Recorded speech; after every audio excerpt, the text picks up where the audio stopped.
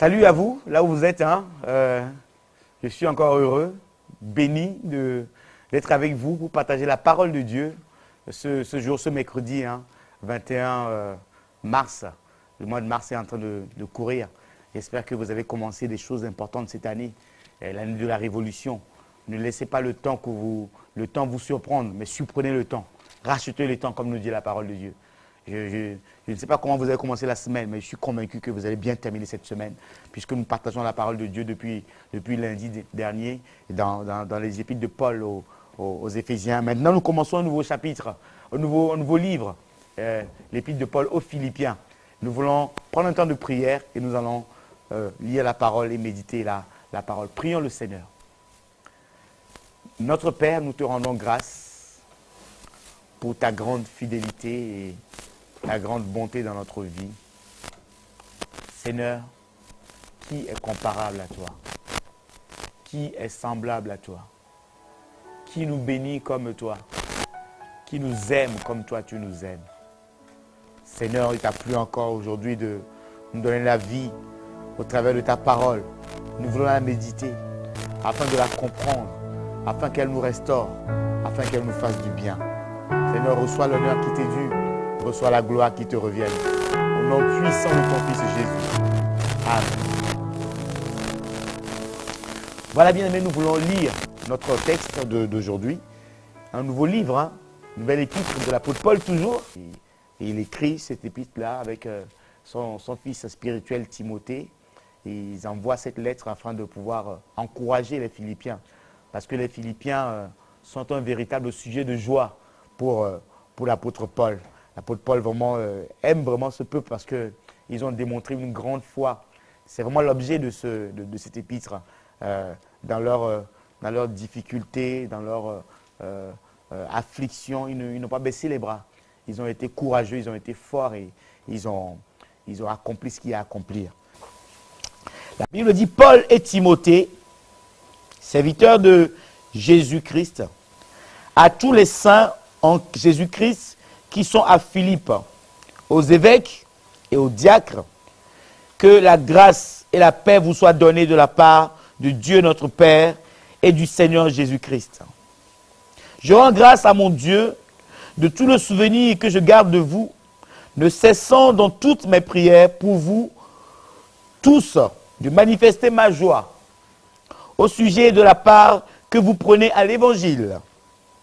Depuis le premier jour jusqu'à maintenant, je suis persuadé que celui qui a commencé en vous cette bonne œuvre la rendra parfaite pour le jour de Jésus-Christ. Verset 7. Il est juste que je pense ainsi de vous tous, parce que je vous porte dans mon cœur, soit dans mes liens, soit dans la défense et la confirmation de l'Évangile, vous qui tous participez à la même grâce que moi. Parole glorieuse de notre Seigneur Jésus-Christ. Bien, mais voilà, nous sommes dans ce texte encore, cette épître de Paul aux Philippiens. Une épître riche d'enseignements. C'est dans cette épître-là que nous tous nous connaissons ce fameux verset. Il a reçu le nom qui est au-dessus de tous les noms. Vous allez partager ce verset quand le moment sera venu.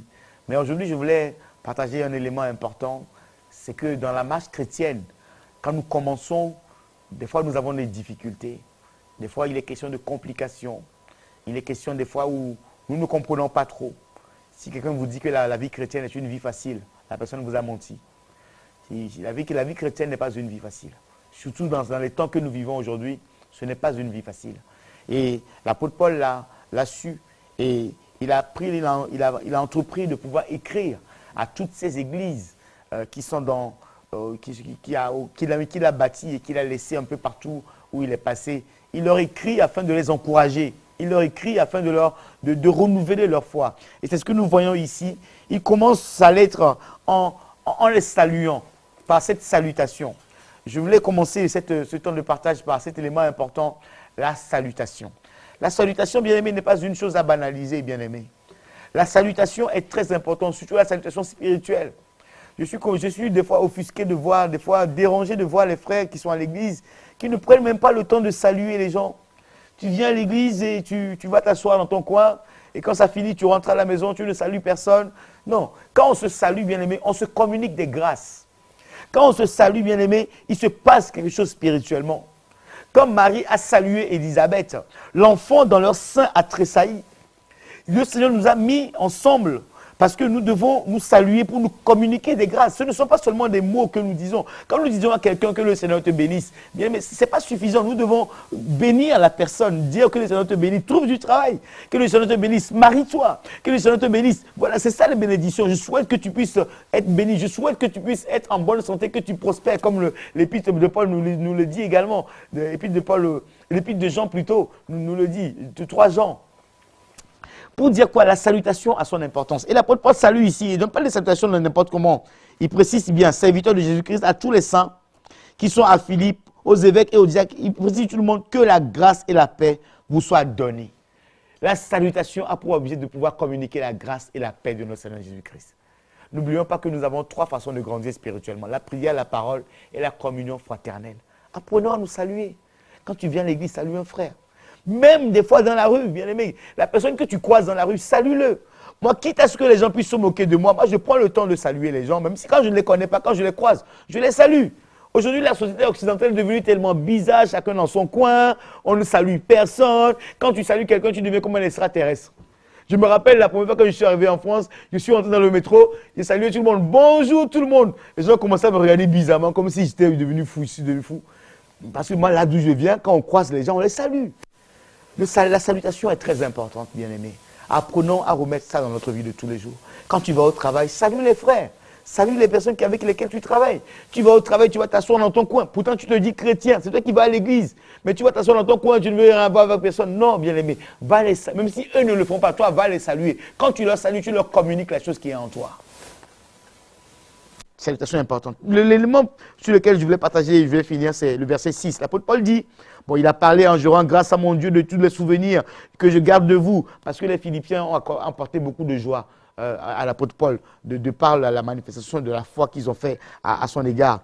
Et il dit, je suis persuadé que celui qui a commencé en vous cette bonne œuvre la rendra parfaite pour le jour du Seigneur. C'est là où je voulais finir ma méditation de ce jour.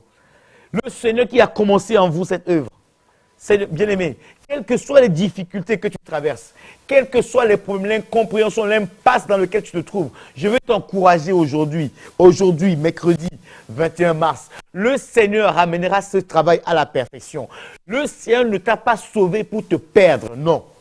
Il ne t'a pas racheté pour te laisser au supermarché. Quand on va acheter quelque chose, on achète la chose pour la ramener à la maison. Quand il t'a racheté, c'est pour te ramener chez lui dans sa maison. Et sa maison, c'est le ciel. Il a dit que votre cœur ne se trouble point. Il y a plusieurs demeures dans la maison de mon Père et je m'en vais vous préparer une place. Quand l'Église était en train de traverser des situations difficiles, Apocalypse chapitre 1er, le verset 18, quand il s'est présenté à l'apôtre Jean, qu'est-ce qu'il a dit? Je suis le premier et le dernier, je suis l'alpha et l'oméga. En réalité, avant que Dieu ne commence quelque chose dans ta vie, Dieu a déjà fini, bien-aimé. Je veux t'encourager à prendre courage encore. Peut-être tu manques d'argent, peut-être le mari t'a d'avenir. L'âge est en train de s'avancer, tu es dans le mariage depuis plusieurs années, mais l'enfant ne vient pas. Je veux t'encourager. Celui qui a commencé en toi cette œuvre, la ramènera à la perfection pour le jour du Seigneur. Il va enlever le propre. Il va glorifier son nom dans ta vie. Ne laisse jamais, n'abandonne pas. Continue toujours sur la marche. Je lisais le profil Facebook, non, le profil WhatsApp d'une personne aujourd'hui. Ça m'a fait réfléchir. C'est écrit, il faut continuer sur la route parce que les bonnes choses sont devant. C'est là où je vais finir, bien aimé. Ne t'arrête pas sur la marche. Les bonnes choses sont devant. Le Seigneur a prévu encore des choses pour toi. Nous voulons prier. Je veux prier pour que, comme l'apôtre Paul le dit, je suis persuadé que celui qui a commencé cette œuvre en toi la ramènera à la perfection. Ne cesse pas les bonnes choses que tu as commencé à faire. Avant, tu saluais les gens. Tu avais la joie quand tu voyais les frères et les sœurs. Mais les difficultés ont tellement assailli que tu n'arrives même plus à saluer les gens. Même le sourire, tu n'arrives même plus à l'avoir. Mais je veux t'encourager aujourd'hui. Je suis persuadé que celui qui a commencé en toi cette œuvre la ramènera à la perfection. Parce qu'il est le sage architecte qui finit toujours ce qu'il a commencé. Nous voulons prier. Oh Dieu notre Père, Seigneur, tu ne nous as pas laissés orphelins. Tu nous as donné ta parole pour nous encourager dans les moments difficiles. Tu l'as dit que tu ne nous abandonneras pas. Tu ne nous délaisseras pas. Si nous marchons dans le feu ne nous brûlera pas. Si nous marchons dans les eaux ne nous submergeront pas, Éternel Dieu des armées. Père, je suis en train de lever ma voix encore aujourd'hui, au travers de cette méditation, pour que ta parole puisse encourager mon frère, pour que ta parole puisse redresser ma soeur, Éternel Dieu des armées. Là où il était découragé, abattu, par les problèmes, par les difficultés, là où il était en train d'abandonner la foi, oh Dieu, comme l'apôtre Paul l'a dit, je le déclare encore aujourd'hui, je suis persuadé, Seigneur, que toi qui as commencé en lui cette œuvre, tu ramèneras toutes choses à la perfection.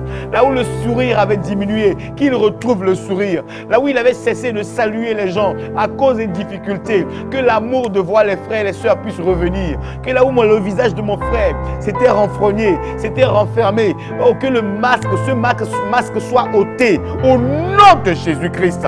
Oh Dieu, Papa, je prie parce que c'est toi qui es le maître des œuvres achevées. Ce que tu commences, Seigneur, tu le finis toujours. Tu t'es révélé à l'apôtre Jean dans l'île de Patmos. Tu lui as montré que tu es l'alpha et l'oméga, le premier et le dernier. Ce que tu commences, Seigneur mon Dieu, tu le finis toujours. Même avant de commencer, tu as déjà fini. Tu ne nous as pas rachetés par le prix de ton sang pour nous laisser perdre au dehors. Tu ne nous as pas rachetés pour nous laisser là où tu nous as pris. Tu nous as rachetés pour nous ramener dans ta maison. Parce que tu l'as dit qu'il y a plusieurs demeures dans la maison de ton Père. Et tu t'envoies nous préparer une place, Éternel Dieu des armées. Papa, ne nous oublie pas. Ne nous oublie pas, Yahweh. Papa, nous avons besoin de toi. Mon frère a besoin de toi. Ma soeur a besoin de toi. Mon église a besoin de toi. Si tu reviens, Éternel Dieu des armées, ne nous oublie pas. Ramène à la perfection toute œuvre que tu as commencé en nous. Ramène à la perfection tout le travail que tu as commencé en nous, oh Dieu. Nous avons besoin de toi. Fais-nous grâce, Seigneur mon Dieu. Là où le travail est en train de tarder dans la vie de mon frère, là où le mariage est en train de tarder, là où les enfants sont en train de tarder, là où le ministère ne décolle pas. Oh Seigneur mon Dieu, donne la force à mon frère, à ma soeur de continuer encore à croire que quelque chose est possible, que quelque chose est possible, qui n'arrête pas de marcher, mais qui continue de marcher sur la route, car les bonnes choses sont encore devant. Qu'il continue de marcher sur la route, car les bonnes choses sont encore devant. Seigneur, merci pour ta fidélité. Merci pour ta grande bonté. Reçois l'honneur qui t'est dû. Reçois la gloire qui te revienne, Père. Au nom puissant de ton Fils Jésus. Amen. Voilà, bien-aimés, soyez bénis, sois fortifiés. Ne t'arrête pas sur la route. Ne t'égare point.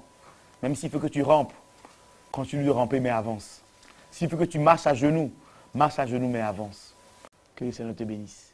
Continue de nous suivre sur notre chaîne Maranatha Télévision sur YouTube et également sur la box Orao Télécom, le canal 142. Nous sommes disponibles également sur la radio, web radio, www.maranathatv.fr. Soyez bénis, nous sommes également sur tous les réseaux sociaux. Vous nous trouverez si vous nous cherchez de tout votre cœur, comme dit l'Écriture. Soyez bénis, à très bientôt.